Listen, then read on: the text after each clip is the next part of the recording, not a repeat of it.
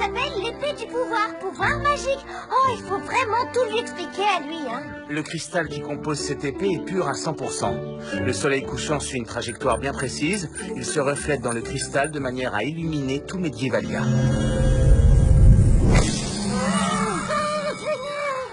C'est le roi qui éclaire Medievalia de son prestige. C'est magique. Non, c'est scientifique. C'est de la physique. C'est un honneur que d'aller chercher l'épée du pouvoir pour vous, père. Mais n'oublie pas, on tentera sûrement de vous la dérober sur le chemin du retour. N'ayez crainte, nous serons vigilants. La durée du voyage aller est un jeu d'enfant à calculer. 129 minutes. Sitôt parti, sitôt rentré. Pour le retour, j'ai ajouté à la durée du trajet le temps moyen que nous risquons de perdre dans des embuscades. Ce qui nous donne 335 minutes à quelques secondes près. On a tout prévu, même l'imprévu. Attendez-moi! Je croyais que c'était au retour qu'on allait tricoter du sabre. La tradition veut que le roi brandisse l'épée du pouvoir au coucher du soleil. Épargnez-nous vos leçons. Vous savez ce qui arrivera s'il ne le fait pas. Il perdra sa couronne et donc son trône. C'est la raison de ma présence ici. Je souhaite me joindre à votre expédition. Qu'est-ce que c'est que ces balivernes? Je comprends votre méfiance, messire Alexandre, mais j'ai changé. Je suis là pour vous le prouver. Pour rapporter l'épée à mon roi et m'incliner devant son prestige. Le baron noir veut se racheter de ses mauvaises actions. C'est trop beau. Allons-nous-en avant que je ne le transforme en brochette. Alexandre, mon fils, le code de chevalerie m'interdit de refuser sa requête.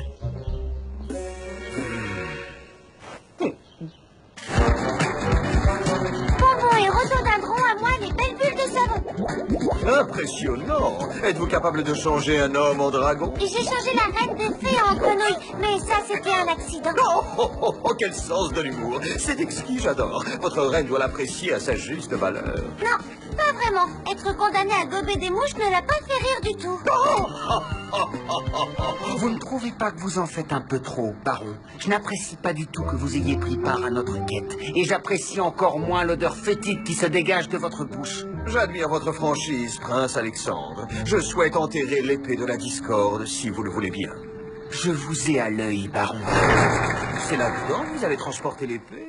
Je ne vois ni fermoir, ni loquet, encore moins d'écrin de velours pour la protéger. Je ne compte prendre aucun risque. Étant en cristal, l'épée est extrêmement fragile. Elle sera protégée par un champ de force. Je connaissais les champs de blé, mais les champs de force, je n'en avais jamais entendu parler. Alex, prête-nous ton épée. Sûrement pas en sa présence. Très jolie lame, fine et rugueuse, comme sa propriétaire.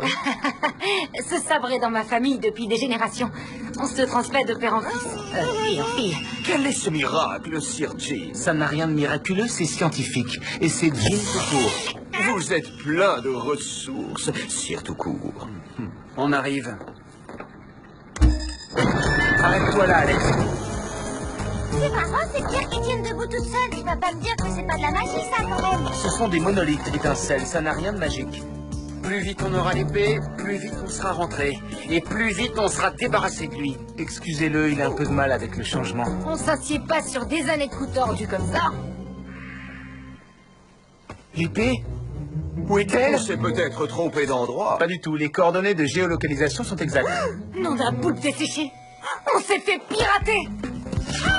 Reviens! On n'est pas là pour jouer, Oh!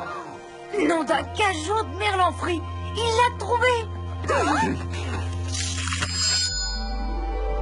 Oh, c'est vos sales pattes de là! J'en étais sûre, je savais qu'il était sincère. Oh, j'adore les histoires qui finissent bien.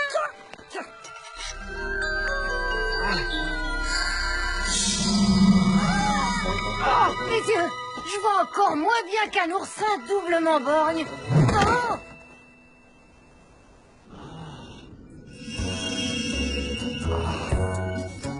C'est bon, je vois clair maintenant. Ça va mieux. Merci, Alex. Moi, c'est étincelle. Attention au départ. Arrivé au château prévu dans 334 minutes, 25 secondes et 2 dixièmes. Ne nous secoue pas trop, Jean, s'il te plaît. Qu'est-ce que c'est que ça? Accrochez-vous! De quoi s'agit-il? Il y a des plantes ligneuses qui nous barrent la route. On appelle ça les troncs d'arbres. Tu peux pas parler comme tout le monde. Fais marche arrière.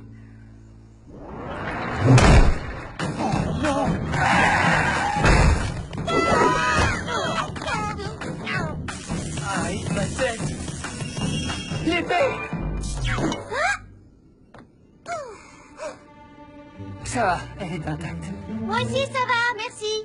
Nous avons de la visite. Oh, les filles, la troll. Mon design pour être aussi vert. Sus à l'ennemi! Passons d'abord un petit coup de balai. Jean, ce sera fait en 2 temps 3 boutons. 1, 2, et 3.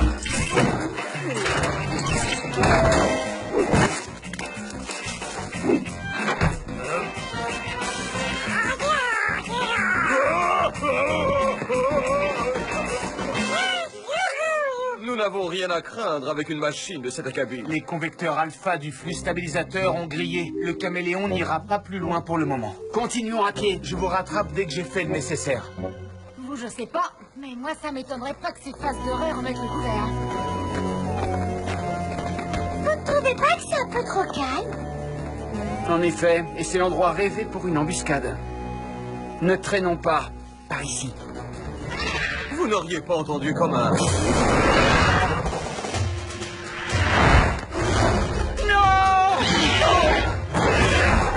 Arrêtez, c'est de la folie! Baron! Quelle horreur! Lâche le gentil marron, espèce de vilain dragon méchant pas bon! Messire Lex, attrapez! Rapportez l'épée au roi, votre père! Henrik doit illuminer Medievalia de son prestige avant le crépuscule!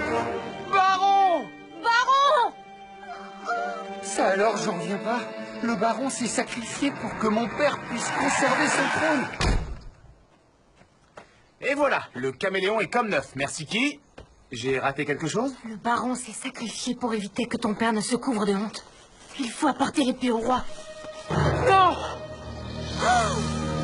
Regardez, l'épée du pouvoir est en miettes. Ce qui veut dire que le baron noir s'est sacrifié inutilement. Laissez-moi. Partez. Et ne vous retournez pas. J'ai déshonoré ma famille à tout jamais. J'ai une bonne et une mauvaise nouvelle pour vous. La bonne, c'est que l'épée que vous avez devant vous est en verre. En verre? Mais je croyais qu'elle était en cristal! C'est justement ça la mauvaise nouvelle. Nous nous sommes fait avoir comme des débutants. Ceci n'est pas l'épée du pouvoir. Ah, le traître! Il a remplacé l'épée par une copie! Qui? Le baron? Mais je croyais qu'il était censé être devenu gentil! Oh! Ce soir, qu'Henrik brandira une épée de verre. Rien ne se passera, et il sera la risée de tous ses sujets.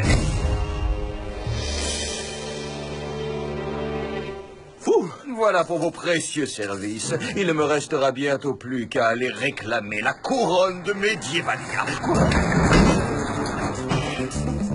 Votre plan machiavélique s'arrête là, bouffon noir! Comme ça, mon sabre te plaît. Alors prépare-toi à écouter. Méchant baron! Je te garantis qu'on va te faire passer l'envie de faire de la sculpture sur verre! Je pense que vous n'avez plus besoin de moi. Rendez-nous l'épée! Sans cette épée, votre père n'est plus rien. Et croyez-moi, il ne mettra pas la main dessus.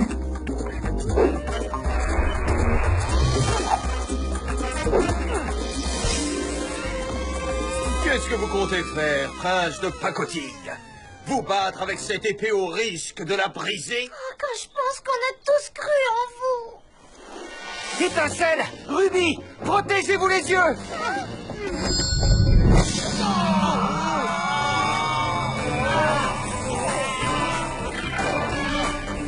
Oh, je n'y vois plus rien. Pas de temps à perdre! On triple le galop, Jim! À pleine puissance, tu veux dire? Oui!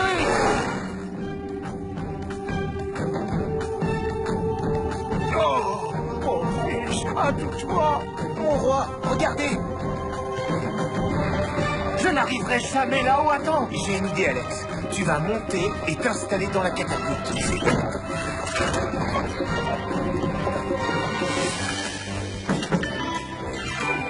Père! Pour l'honneur du royaume! Alexandre!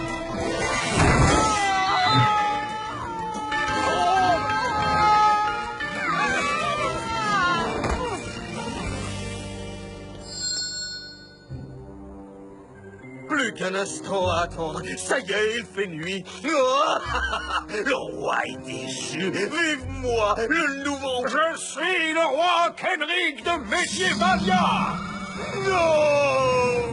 Grâce à l'effet du pouvoir, j'illumine mon royaume et guide mon peuple à travers les ténèbres.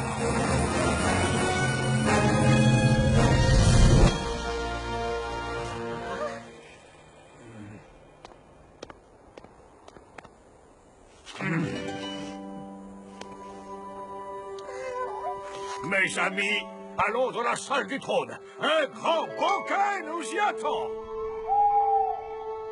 Le fait que l'épée brille en pleine nuit n'a rien de magique. Il y a forcément une explication rationnelle. Comme un rayon de lune qui... Mais puisque je te dis que c'est magique,